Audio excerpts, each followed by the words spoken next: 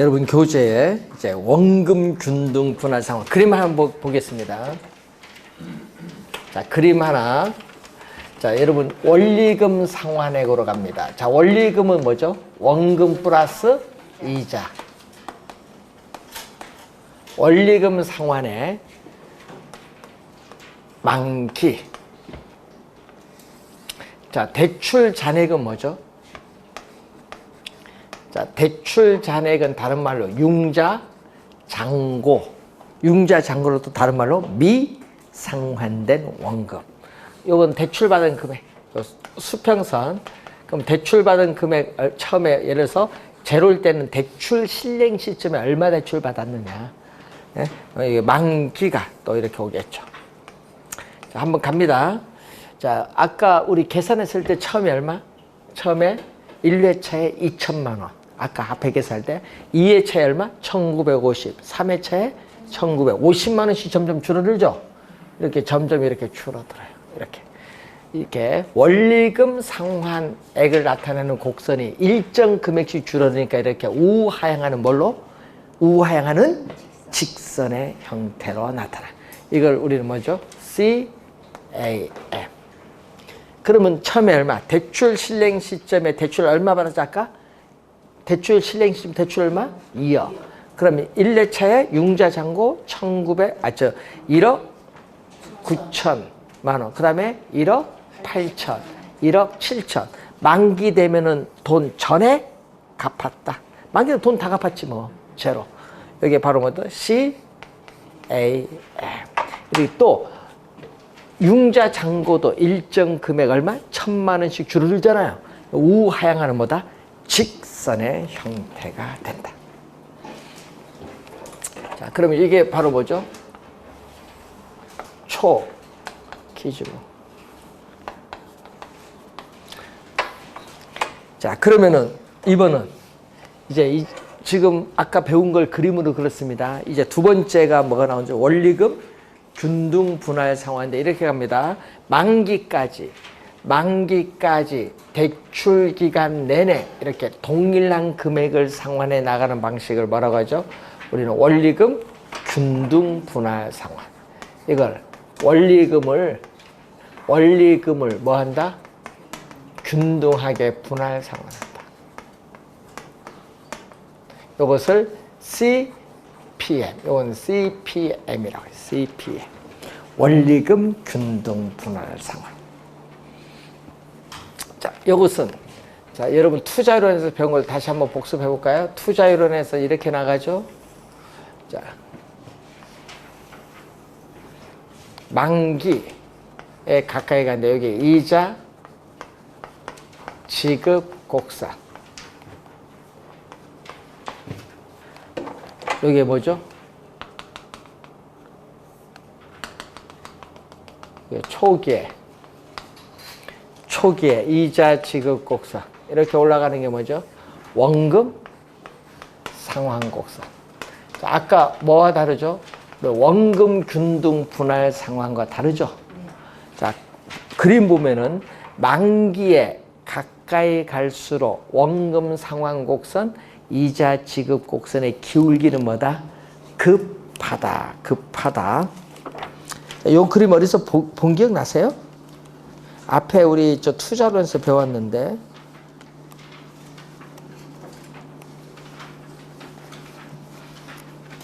자, 투자론에서 배운 그림인데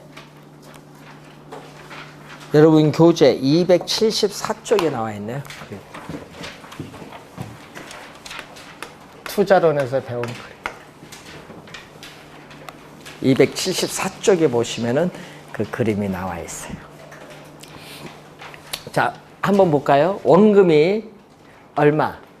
10만 원. 이자가 얼마? 90만 원이다. 그럼 원금 10만 원, 이자 90만 원 대줬더니 원금 플러스 이자는 얼마? 얼마? 100만 원. 100만 원이죠? 자, 그러면 이렇게 만기까지 대출 기간 내내 100만 원 동일한 금액을 이렇게 상환해 나가는 방식. 원금 플러스 이자 원리금을 만기까지 동일한 금액을 이렇게 상환해 나가는 방식을 뭐라고 한다? CPM. 자, 시험 문제 많이 나오는 지문이 있어요.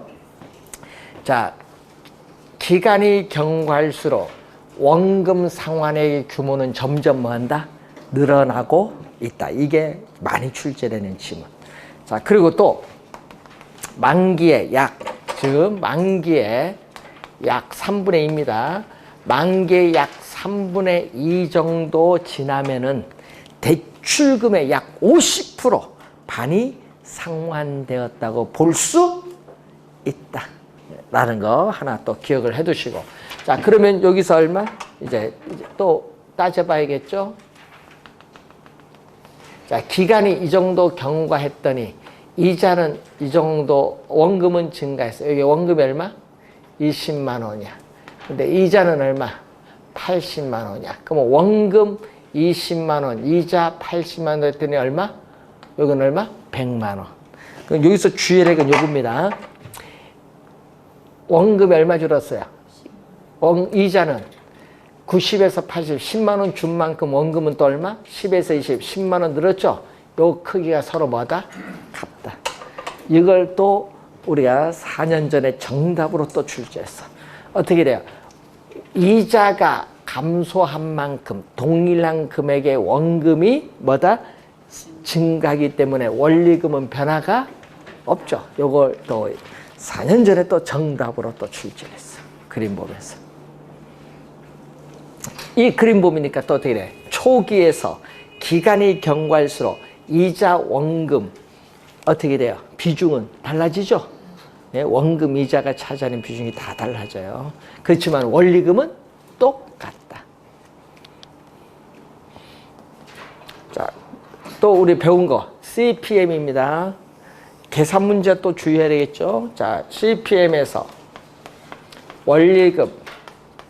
자, 여러분 29회 시험에 출제했거든요. 원리금 상환액은 매 기간 갚아나가는 원리금 상환액은 대출금에 뭐를 곱해준 거다? 대출금의 저당 상수를 곱해준다.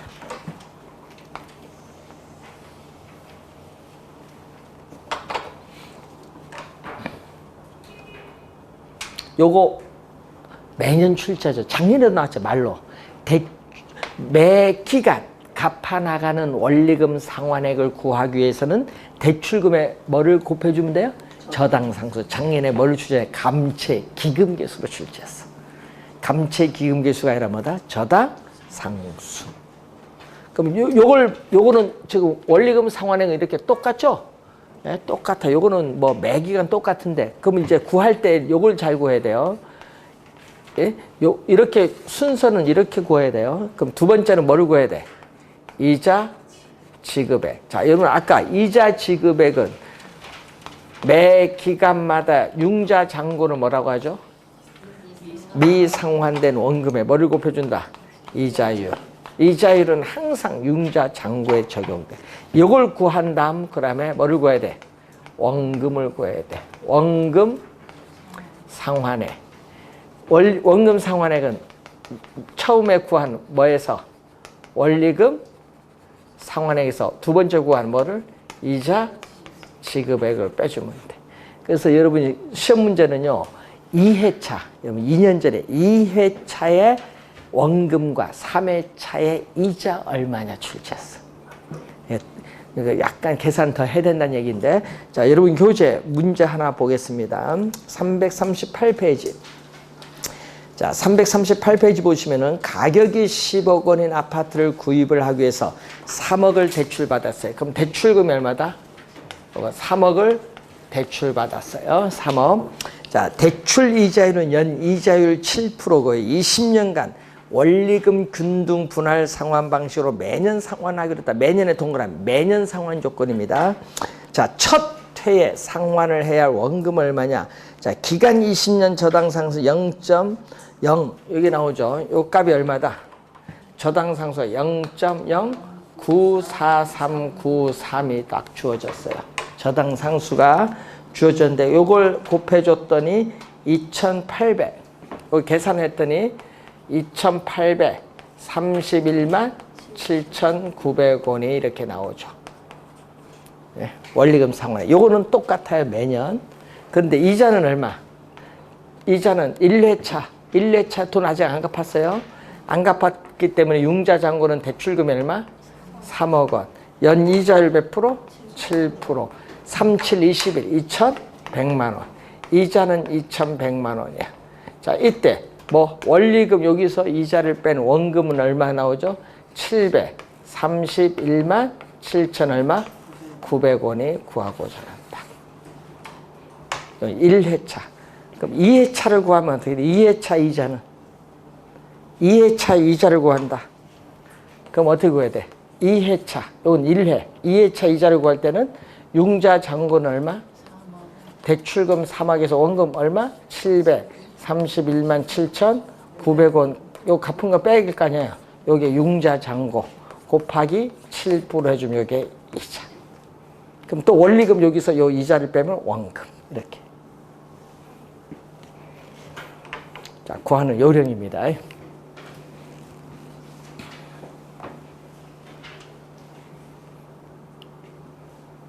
자, 원리금 균등 분할 상환인데, 자, 그러면 여기서 이렇게 가는 건 또 뭐죠? 처음에 초기에 원리금 상환액이 낮아요. 그리고 인플레이션을 반영해서 이렇게 원리금 상환액을 점점 이렇게 증가시켜 이렇게 나가는 이 방식을 뭐라고 하죠? GPM, Graduate, 점차 증가한다. 원리금 상환액이. 그래서 이것을 우리 원리금을 뭐 한다? 체증. 원리금 체증식 상환 방법. 이걸 다른 말로 점진적으로 뭐 한다?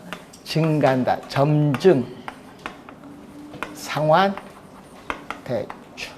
점증 상환 대출.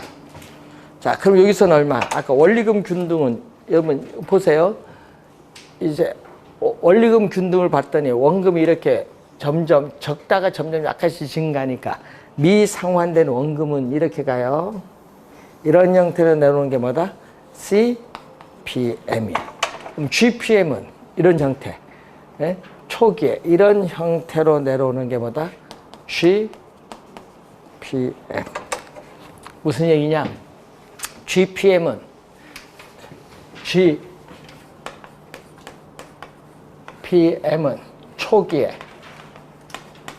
초기에 원리금 상환액이 상당히 낮아요. 여기 낮다 보니까 대출금에 대한 이자 지급액도 못 미쳐. 자, 이자 지급액이 예를 들어서 100만 원이다. 원리금 얼마? 10만 원이다. 이렇게 못 미쳐요. 이자 지급액으로 못 미치다 보니까 얼마 차이가 있어요?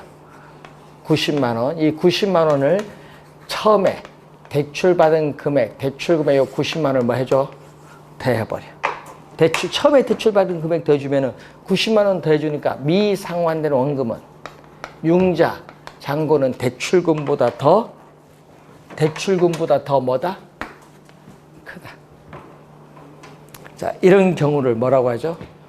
초기에 마이너스 부의 상환이 나타났다. 이게. 그래서 융자 잔고가 대출금, 요 선 대출금보다 더 높은 부의 마이너스 상환이 나타난 그림.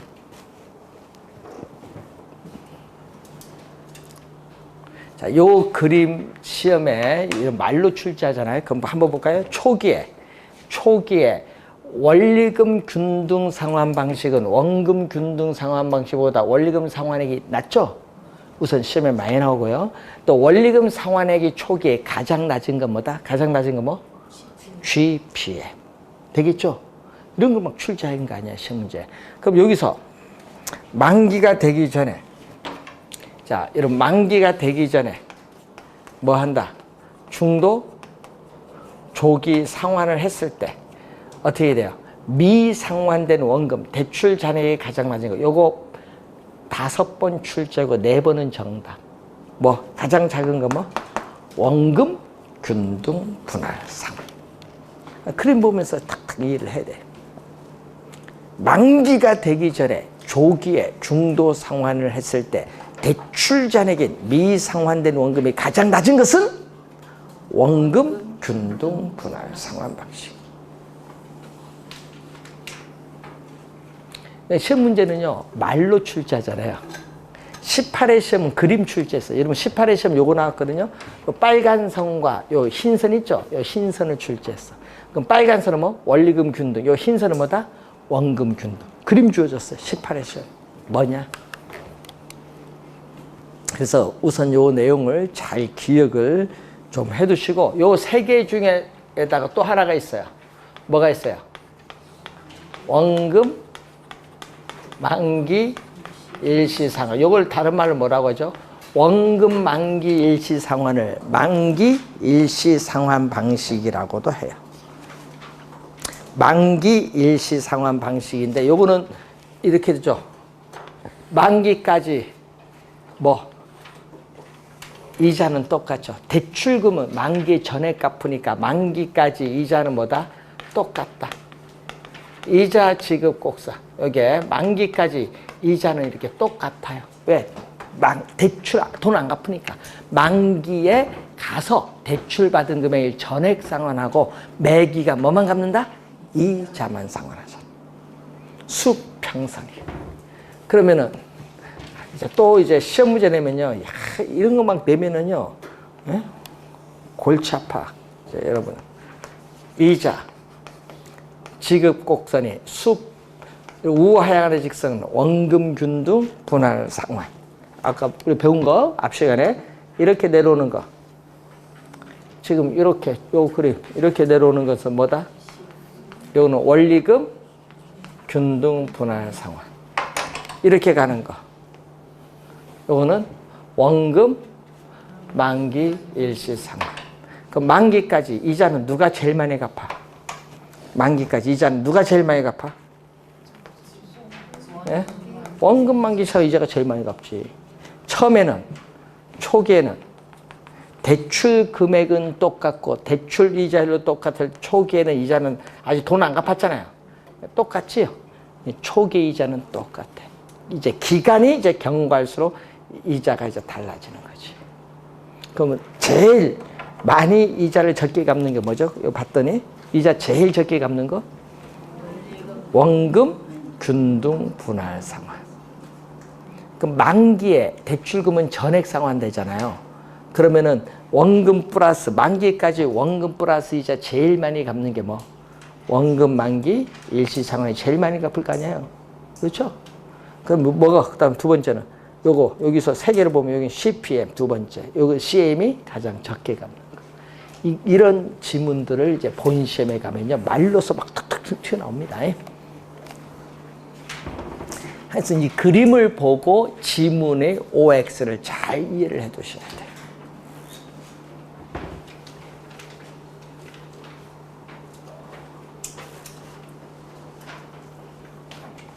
자, 343페이지로 갑니다.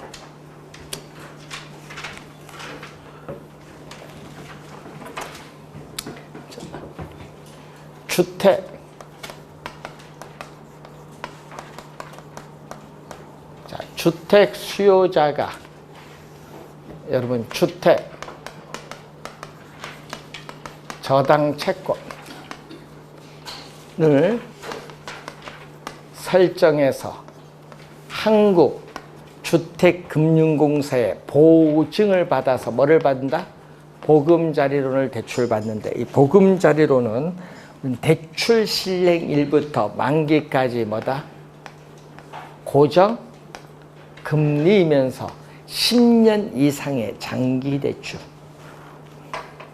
자, 이때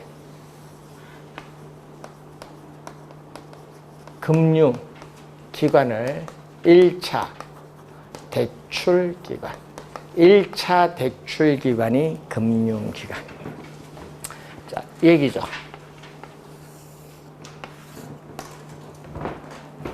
자, 여러분 주택 구입 자금을 원하는 수요자와 주택 자금을 제공해주는 금융기관으로 이루어지는 이 시장을 우린 전문 용어로 뭐라고 한다? 전문용어로 1차 저당시장.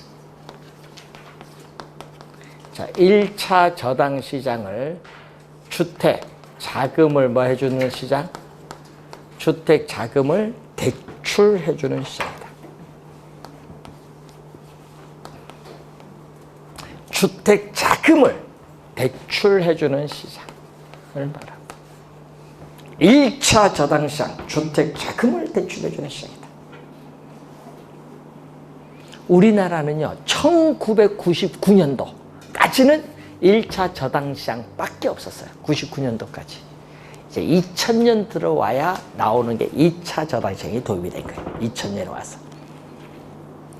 자, 여기에 문제가 있거든요. 1차 저당시장만 있으면요, 문제가 있어요. 뭐냐? 금융기관은 한정된 주택자금 대출 재원을 가져요. 그럼 예를 여기 5조다. 그럼 5조를 계속 대출을 해주다 보면 재원이 부족해져. 현금이 부족해지면은 은행이 부도가 날 수도 있어. 여러분 돈 찾는데 돈을 못 주면 부도지 뭐. 그래서 뭐가 다 여러분이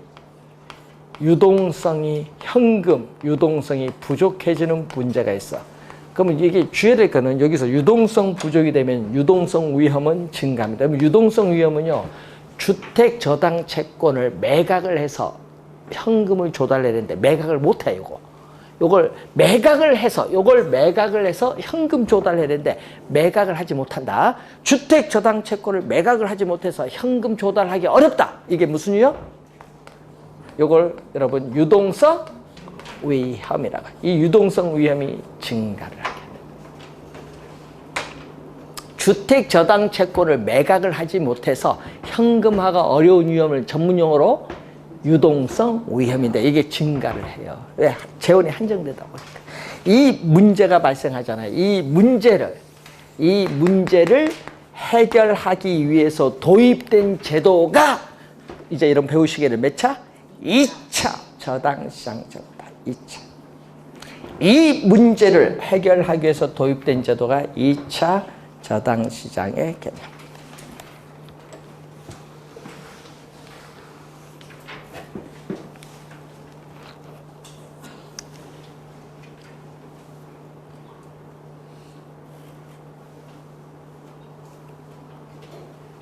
자, 그럼 금융기관은 이제 주택 저당 채권을, 여러분 우리나라 민법에서는 주택 저당 채권을 유통을 못 시켜요. 그래서 뭐에서 1998년도에 제정된 자산 유동에 관한 법률이 있어요. 요거에서 이것을 주택 저당 채권을 뭘로 본다? 하나의 뭘로 보고? 상품으로 보고 시장에서 사고 팔 수 있도록 만들어. 시장에 유통되게 하는 것을 뭐라고 한다? 거기에 저당 또는 저당권에 뭐라고 해요? 유동하라고 해. 자, 여러분 교재 343페이지에 밑에서 12번째 보시면은 저당 또는 저당권에 유동하라는 용어가 나와요.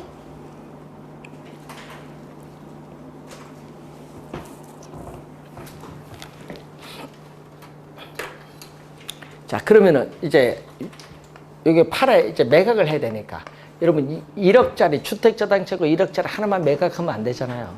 매각하려면 묶어서 한 1조를 매각하든지 아니면 5천억 매각을 이렇게 해야 돼요. 묶어야 돼요. 그래서 주택 저당 채권 집합물 요 풀이라는 영어 단어가 있거든요. 이 풀을 번역해서 집합물. 요거 여러분 가끔 문제를 풀다 보면요, 요걸 또 저당풀이라고도 많이 나와요.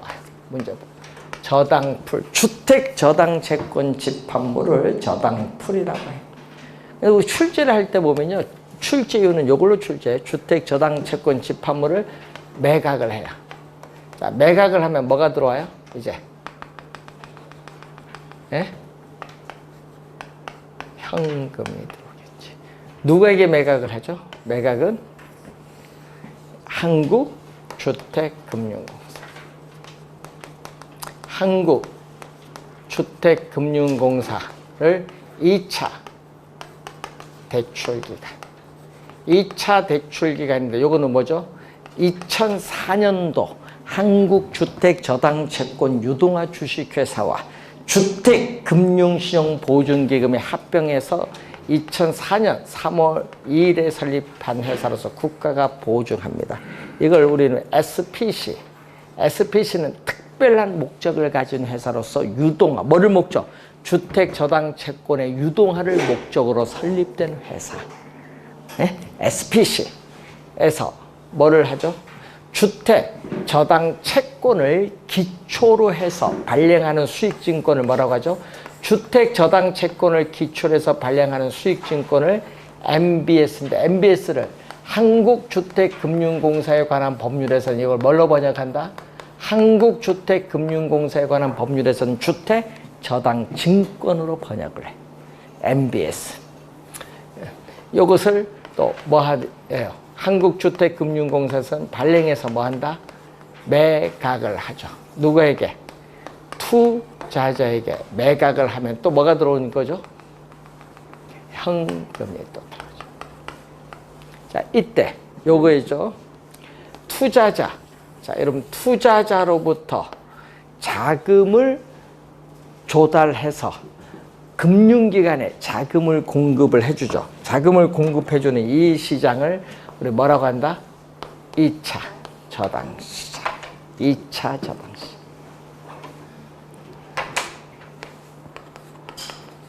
2차 저당시장으로서 이거는 주택 자금을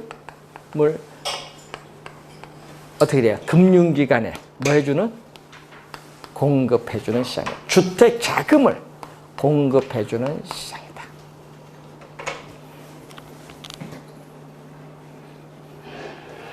자, 지금 그림 볼까요? 이 저당의 유동화에 결정적인 역할을 하는 시장은 몇 차? 주택 저당채권 유동화에 결정적인 역할을 하는 시장은 몇 차? 2차 저당시장. 여기 있어야 유동화가 되니까. 자, 그리고 2차 저당시장에서도 뭐 MBS를 발행하는 한국주택금융공사가 중요한 역할을 담당합니다. 저당의 유동화에 있어서 이걸 해결하는 거죠. 금융기관은 어느 걸 해결했어요? 유동성 부족 문제가 생겼잖아요. 요 앞에 유동성 부족 문제를 해결하죠. 유동성이 뭐 한다? 증가해요. 자, 유동성이 증가하면서 유동성에 따른 위험이 점점 뭐 한다? 줄어들어. 해결한 거죠. 요 문제를. 그리고 국제 결제은행 기준, BIS는 국제결제은행 기준인데 어떻게 돼요? 국가가 보증하기 때문에 위험 자산이 점점 줄어들면서 뭐가 높아져? 자기자본 비율. 우리 은행은 8% 기준이죠. 8% 기준인데 이 8%보다 이게 뭐 높은다. 그러면 예를 들어서 뭐 한 12, 3% 되면요. 은행이 외부로부터 자금 조달이 상당히 쉬워져요. 자기자본 비율이 높아지면.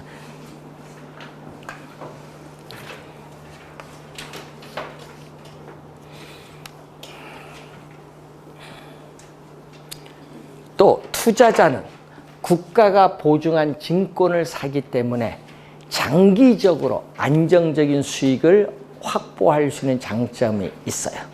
그리고 주택 수요자는 보금자리론을 통해서 집값의 최대 70%까지 융자가 가능하기 때문에 이전보다 쉽게 주택을 구입을 할 수 있는 장점이 있어요. 국가는 MBS 발행 규모를 조절함으로써 시장에서의 주택 공급 규모를 또 조절하는 기능도 가지고 있습니다.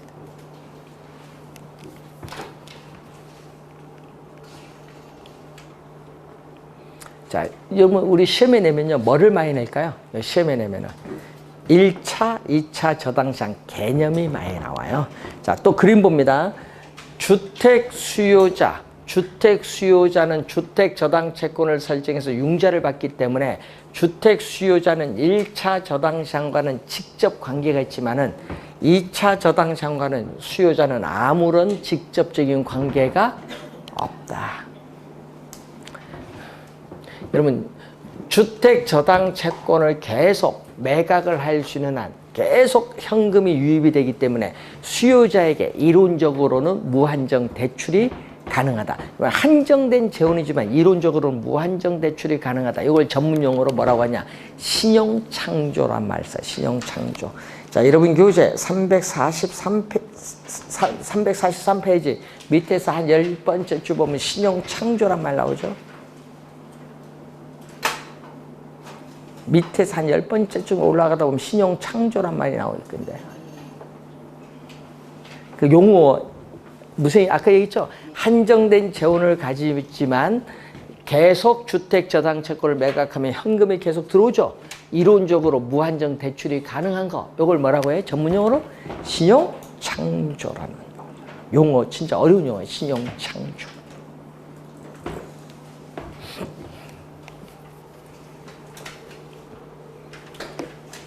자, 저당의 유동화에 결정적인 역할을 하는 시장 몇 차? 2차 저당 시장을 말합니다.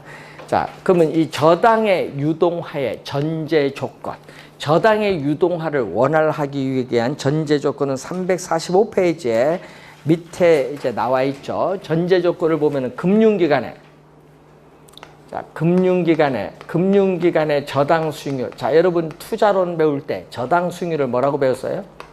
지렛대 효과 배울 때. 저당 수익률, 주택담보대출금리. 주택담보대출금리. 자, 2차 저당 시장에서 판매하는 MBS 수익률. 자, 여러분이 있고 투자자가 요구하는 수익률. 자, 여러분 투자자가 요구하는 수익률은 3%인데 MBS 수익률이 4%다. 더 높으면은 자기가 최소한 수익률보다 더 높으면 MBS 투자를 하겠죠.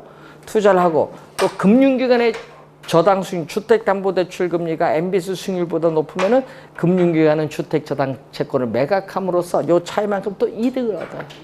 이런 경우가 될 때 우리는 저당의 유동화를 원활하게 하기 위한 조건이 돼요.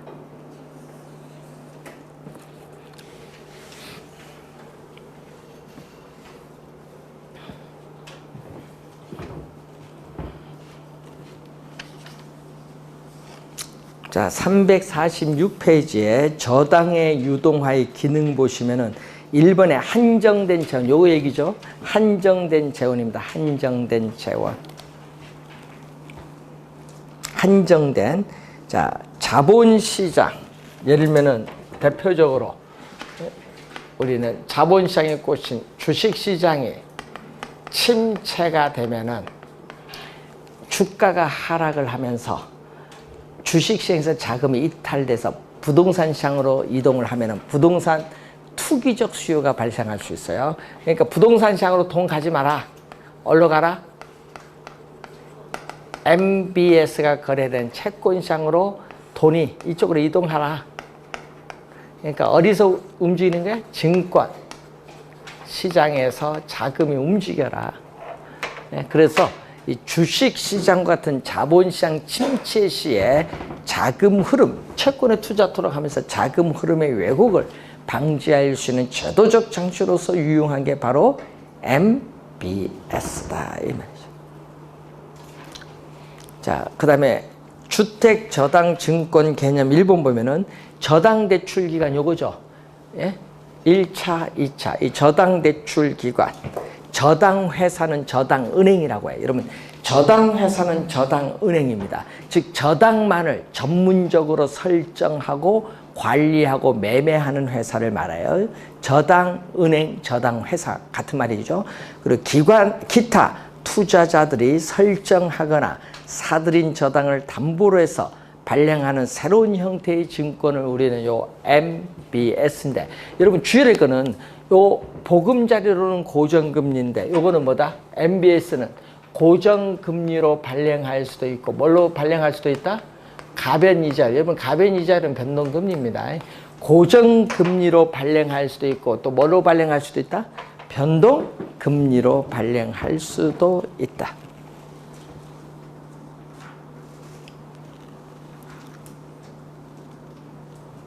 자, 347페이지에 MBS의 종류가 나오고 있죠. 자, 여러분 MBS 종류, 요 종류인데, 자, 여러분이 우리 3, 4월 때 좀 자세하게 배우고 여기서는 기본 개념만 한번 보는데 네 가지가 있어요. MP, TS, MBB. 자, 여러분 시험 문제는 이렇게 약어로도 바로 출제하기도 하거든요. 요 MPTB를 확대해서 나타난 CMO. 요 세 가지는, 자, 요 세 가지는 채권. 요거는 뭐다? 증권.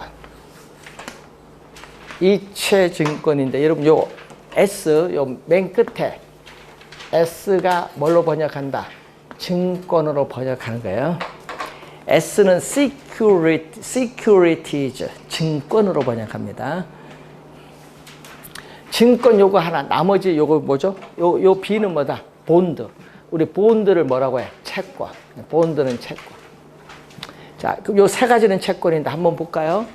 자, 우린 주택 수요자인 차입자는 대출을 받게 되면은 뭐를 한다? 대출을 받게 되면은 대출금에 대해서 매월 원리금을 뭐 한다? 상환을 해요. 자, 대출금에 대해서 매월 원리금을 상환하면 발행자. 자, 발행기관은 누구에게?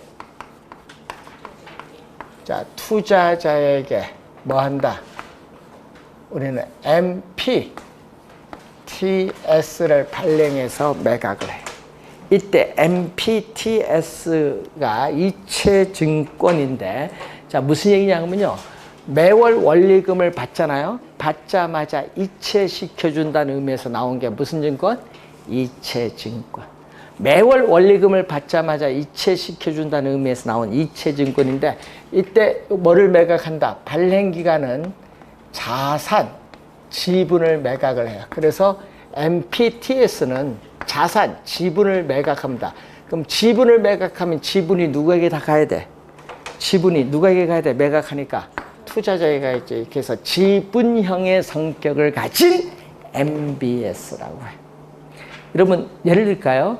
자산, 발행기관은 자산을 5천억 매각하면요. 뭐가 들어와? 5천억 매각하면 현금 자산이 5천억 들어와요.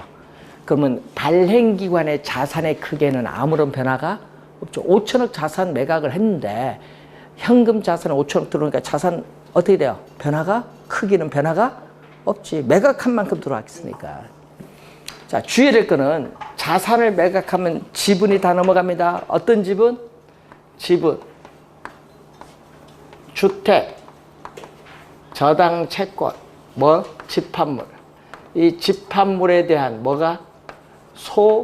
소유권과 또 원금 이자를 받을 수 있는 현금 흐름에 따르는 지분권. 요 두 가지가 다 누구에게 가는 거야? 투자자에 가는 거야. 지분을 매각했으니까, 지분을 매각했으니까 다 가지. 자산 매각 방식이기 때문에 지분 자산이 다 넘어갑니다. 자, 여기 MPTS야. 그럼 요 세 가지는 채권이거든요. 자, 큰 흐름 보세요. 자, 차입자가 또 매월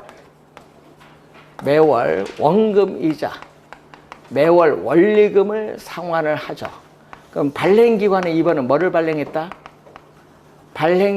발행기관은 MBB, B는 본드 채권이죠. 주택 저당 채권 담보부 채권인데, 이것은요, 기업이 회사채를 발행하면 그 회사채가 가지는 성격과 아주 비슷해. 그래서 이것을 뭐라고 해? 회사채가 가진 성격과 아주 비슷하기 때문에 이거는 무슨 성격? 채권형의 성격을 가진 뭐라고 한다? MBS야. 네? 채권형의 성격을 가집니다. 근데 주력은 채권이거든요. 채권이기 때문에 담보가 있어야 돼. 뭐를 담보? 발행기간은 담보가 있어야 됩니다. 뭐를 담보로 하면 이걸 담보로 합니다. 주택, 저당 채권, 집합물, 이걸 담보로 합니다. 자, 발행기관은 이걸 담보로 해서 발행기관의 시용을 가지고 뭐를 발행? 채권을 발행해서 투자자에게 매각하기 때문에 이 소유권은 누가 가지고 있다? 발행기관이 보유하고 있어요. 또 뭐들? 또 원금이자 받을 수 있는 현금 흐름에 따른 지분권도 누가 가지고 있어요? 발행기관이 가지고 있어. MBB는. 그런데 문제는 차입자가 또 매월 대출금에 대해서 원리금을 상환을 하는데 이 원리금을 받자마자 여러분 이 원리금을 받자마자 누구에게 넘겨준다? 우리는 투자자에게 넘겨줘. 자, 그러면 이때 이 원금 이자를 받자마자 투자자에게 넘겨주니까 무슨 성격? 앞에 설명한 이체증권의 성격도 가지고 또 뭐를 담보? 이걸 담보로 채권을 또 발행을 하기 때문에 MBB 성격을 가져. 그래서 지분형과 채권형 두 가지를 혼합을 한 형태가 바로 MPTB다. 요거는 먼저 주택저당채권에 대한 원리금을 이체시키는 채권이다. 원리금을 이체시키는 채권이다. 그럼 뭐를 담보로? 요것도 아까 뭐를 담보로? 주택저당채권. 요걸 담보로 하죠. 하여튼 채권은 담보가 있어야 되니까 이걸 담보로 합니다. 주택저당채권 집합물 이걸 담보로 해서 또 발행기간의 시정을 가지고 채권을 발행해서 투자자에게 매각하니까 소유권은 발행기간에 보유하고 있고 또 아까 했죠. 원금이자를 받자마자 이체를 시켜주니까 또 원금이자를 받을 수 있는 권리는 누가 보유하고 있다? 투자자가 보유했다. 큰 흐름을 잘 보시면 돼요. 여기서 시험에 정답을 많이 묻잖아요. 우선은 특징들은 여러분이 나중에 배우고요. 요걸 확대했죠. MPTB를 확대한 게 CMO야. CMO도 요걸 담보로 채권을 발행해서 요거 갖고 투자자가 원리금 수취권을 보유하는 거 똑같아요. 확대를 했기 때문에 투자자들의 우리는 다양한 투자 욕구를 만족시켜주고 조기 상환에 따른 위험을 분산시키기 위해서 우리는 확대해서 나타나는 게 CMO, 다계층 저당 채권이라고 해요. 이것도 채권이야. 다계층 저당 채권. 그러니까 확대를 했기 때문에 이건 구조는 뭐와 똑같다? 확대니까 MPTB와 구조가 뭐다? 똑같다. 구조상 동일하다. 요 내용이 똑같다. 구조상. 우선 특징은 나중에 보고요. 저 개념부터 정확하게.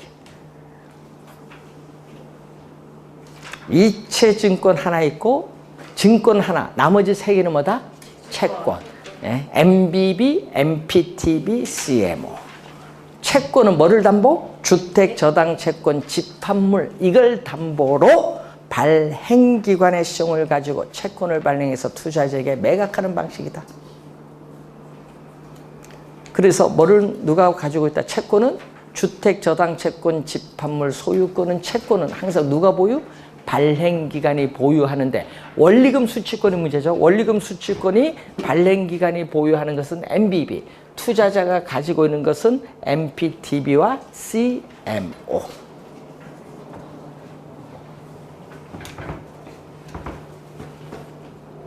우선 이거 기본 개념 요것부터 알고 특징은 3, 4월 가서 요걸 이해를 해야 우선 특징이 잘 이해가 됩니다.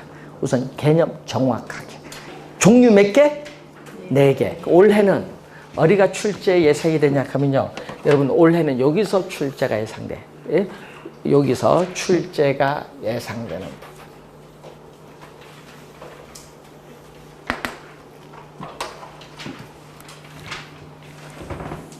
MBS 종류에서 우선 원래 출제가 예상되는 부분. 31회 시험에서.